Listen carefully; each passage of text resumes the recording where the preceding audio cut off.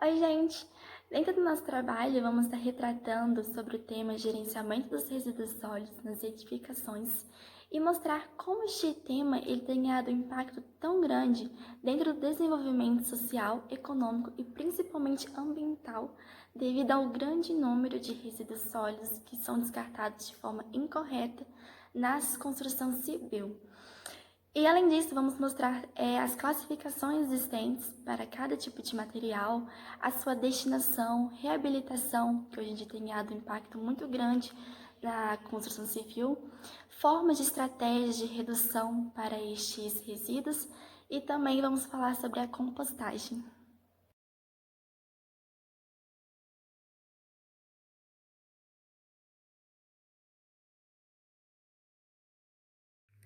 Sendo a construção civil significativa no crescimento do fator social e econômico, suas consequências se resultam em crescimentos expressivos e crise de acordo com a problemática financeira do país. Como no exemplo a seguir, a grande taxa de entulhos são vistos nas construções. Esses problemas geram impactos ambientais e seus resíduos são dispostos a um grande problema a ser administrado. Além disso, esses resíduos contribuem para a alteração da paisagem. Logo, para reverter o volume de resíduos sólidos gerados nas construções civis, é necessário pensar nos seguintes pontos: a maneira correta de seu gerenciamento e de sua destinação, levando em conta a sua classificação, as estratégias que podem ser usadas para diminuir esse volume e a possibilidade de desenvolver soluções sustentáveis através desses resíduos, dentro mesmo da obra.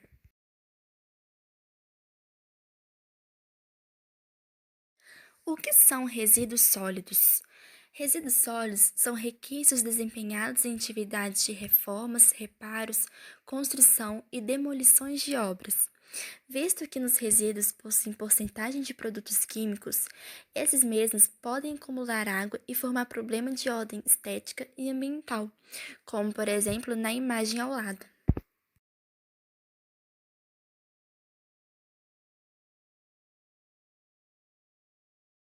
Dentre os resíduos que formam problemas de ordem estética e ambiental, estão contidos os requisitos de concreto, blocos cerâmicos, tintas, telhas, gesso, argamassa e restos de cola.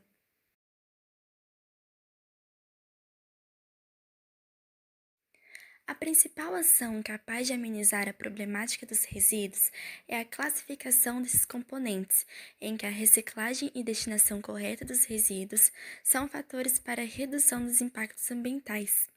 Para isso, é feita a classificação desses fatores, sendo a classe A responsável pelos resíduos reutilizáveis ou recicláveis, como, por exemplo, o tijolo, telha, areia, dentre outros componentes.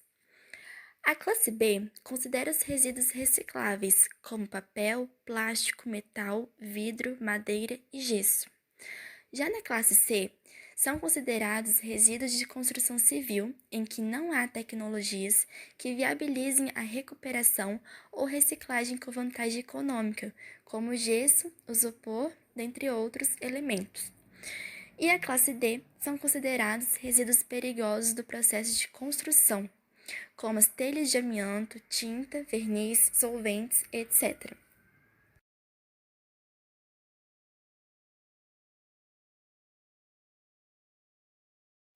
E como vimos, os resíduos gerados na construção civil de grande ou pequeno porte devem ter uma destinação adequada, pois, se forem descartados de forma correta, resultam em impactos negativos ao meio ambiente, gerando grande problema que deve ser administrado.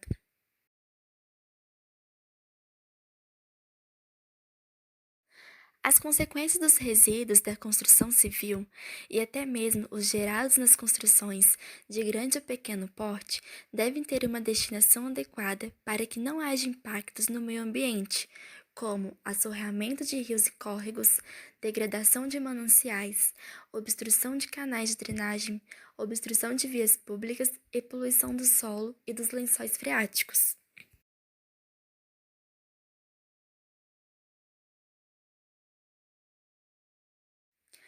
Para evitar o descarte incorreto dos resíduos, a destinação correta acontece para cada tipo de classe, como a classe A, onde esse grupo contém os resíduos na qual podem ser reaproveitados na obra ou encaminhados para usinas de reciclagem. Na classe B, sua destinação é um pouco distinta das demais classes, ou seja, os materiais utilizados na obra devem ser separados em canteiros ou caçambas de acordo com cada tipo de resíduo. E por que isso é feito? Para facilitar o trabalho de baldeação das empresas que reciclam resíduos da obra. A classe C, como vimos, são classes em que não contém tecnologias ou aplicações que são economicamente viáveis, e para isso, esses resíduos devem ser encaminhados ao aterro sanitário da construção civil. Já na classe D, devem ser segregados conforme o tipo de resíduo e encaminhados a aterros sanitários industriais.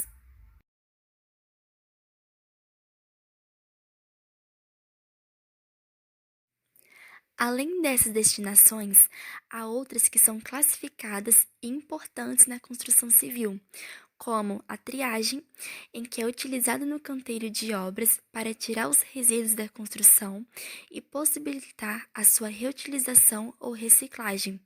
Por isso, é importante que o canteiro de obras contenha um espaço em que os materiais são separados e acondicionados para facilitar a coleta dos resíduos. Há também a coleta seletiva, em que no processo de coleta, o lixo que foi encaminhado passa pelo processo de trituração, em que é capaz de diminuir os resíduos do material sem valor agregado. E conforme a grandeza de valor, esses resíduos são divididos em alguns materiais, como areia, brita, pedrisco, entre outros. Há também a reciclagem, em que acontece depois da separação e trituração dos resíduos. Feito isso, os resíduos sólidos podem ser usados para preparo de elementos da construção civil, como britas, tijolos e blocos de cimento.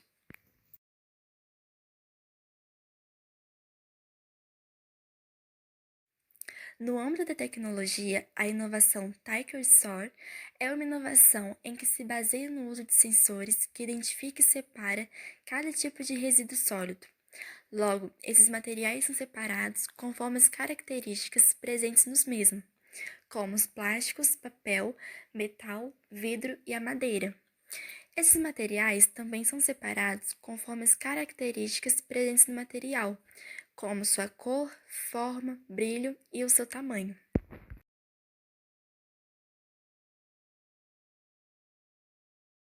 A inovação pode ser empregada à limpeza de madeira e aglomerados, separação entre resíduos orgânicos e inorgânicos, além de conter um sensor eletromagnético que recupera metais não ferrosos, como cabos plásticos ou placas. Nessa imagem, podemos observar que os materiais foram dispostos na máquina para o mesmo possa distinguir cada material e assim prosseguir para a próxima etapa do processo. Além disso, a Tiger Store permite que as empresas aumentem a produtividade de todo o processo de recuperação de materiais.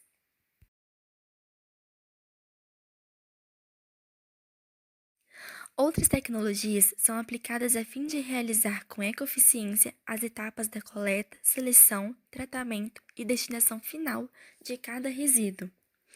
E então, entramos no recurso de combustíveis derivados de resíduos. O que acontece nesse processo é a separação de materiais recicláveis e não recicláveis. A partir da separação, esses resíduos são encaminhados para a incineração, na qual esses materiais são triturados e depois incinerados a temperatura de aproximadamente 1000 graus Celsius.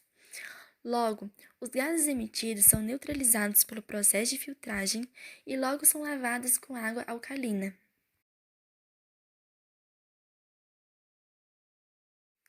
Assim, também há o processo de reabilitação de edifícios, em que torná-los sustentáveis é bem mais complexo do que uma construção nova sustentável. Em certos casos, durante o processo de reabilitação, esse caso pode tornar-se inviável, como em outros, a reabilitação ocorre com o edifício em funcionamento. O retrofit, então, está ligado à reformação de um edifício ou uma intervenção a um patrimônio de forma que o antigo seja reformulado em novo. Como nessa imagem a seguir, o antigo prédio ele foi reformulado em novo a partir dos seus materiais inovadores que estão constituintes nas fachadas.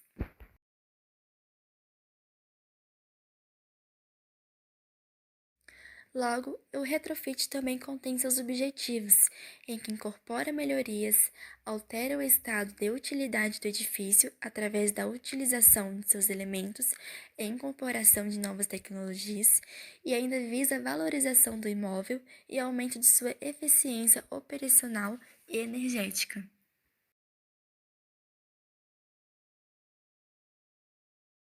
O retrofit encontra dificuldades devido ao seu canteiro de obras que é restrito, alta quantidade de resíduos de demolição e a ausência de cadastramento da situação real do edifício. E o que fazer para reverter a situação? Para que o edifício seja sustentável desde o início, é importante um bom projeto arquitetônico que visa uma execução consciente, na qual leva a um alto desempenho ambiental e uma economia de energia e água durante o processo. Com base no que vimos no decorrer do trabalho, concluímos então sobre a importância da classificação e destinação que deve ser feita de forma correta para cada tipo de resíduo. Além disso, o gerenciamento ele deve ser feito com uma atenção especial e o uso de tecnologias devem ser realizadas de forma cada vez mais avançadas, através do seu uso de sensores que são capazes de diferenciar cada tipo de resíduo através do seu material, cor, forma, brilho. E com esses e outros fatores, os processos de construção, eles devem ser feitos cada vez mais repensados, visando gerar cada vez mais um impacto menor ao meio ambiente.